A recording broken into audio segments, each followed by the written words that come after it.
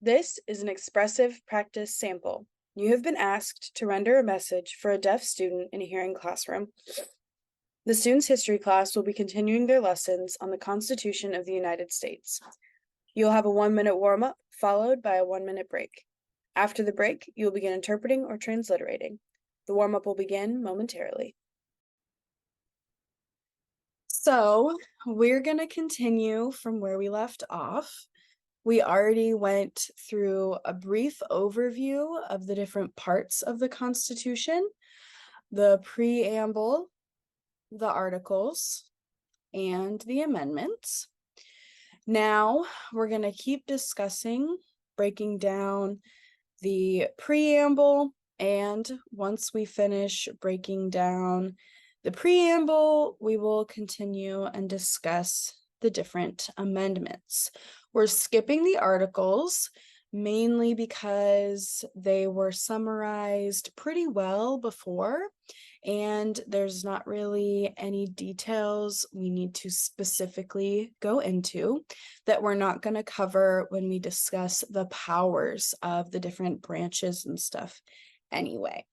Please hold your questions to the end in case I answer them along the way.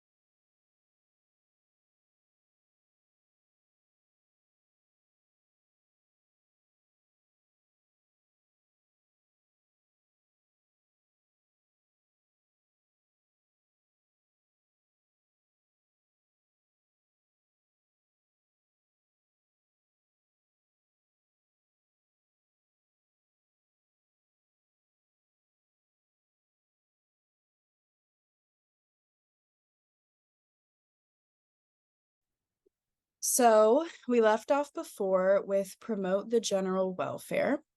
Here, the founding fathers say we want to help protect people and make sure that they have, a certain quality of life, and that they want to have good living conditions for the people of the country.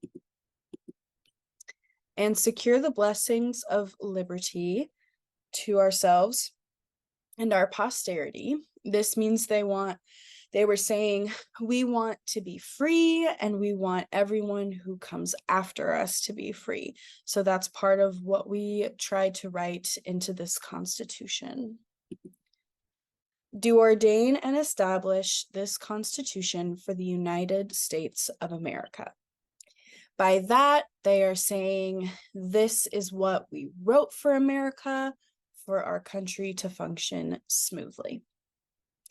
I also want to emphasize that the preamble is not a law. Do you notice how this is one long sentence? Like I said before, it was a really good way to frame the Constitution. It's like the intro paragraph. It's saying this is what our Constitution is meant to do.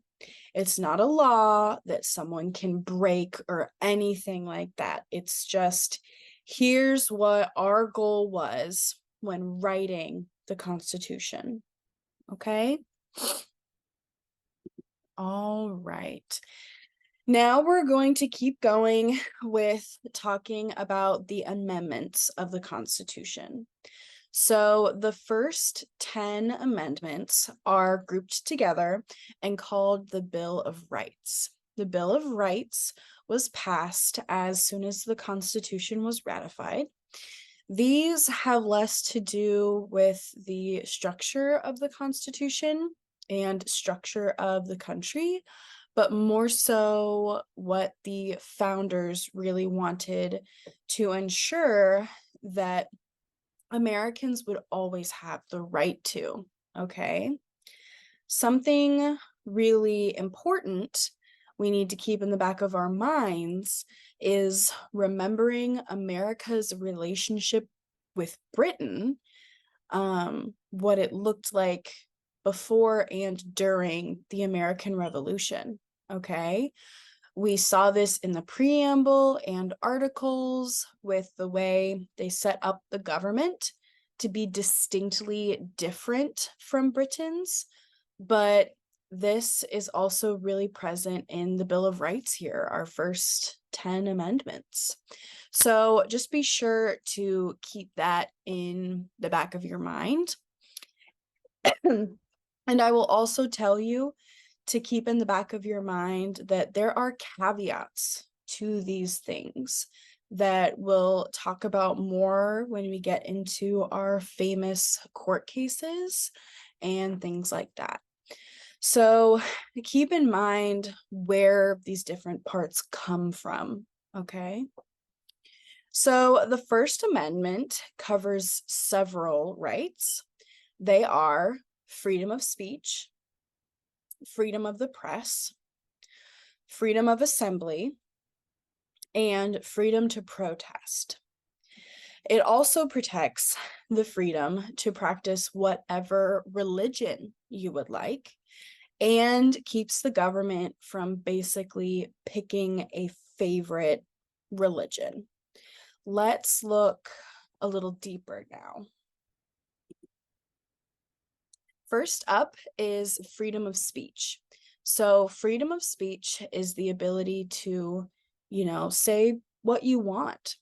Remember, before the American Revolution, it could very negatively impact you to, for example, speak ill of the king, And when they were founding America, they said you should be allowed to criticize the government.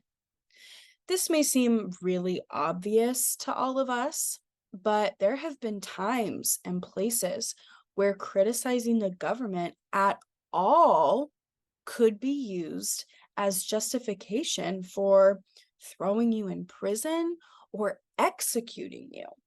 There are still places like that today, even.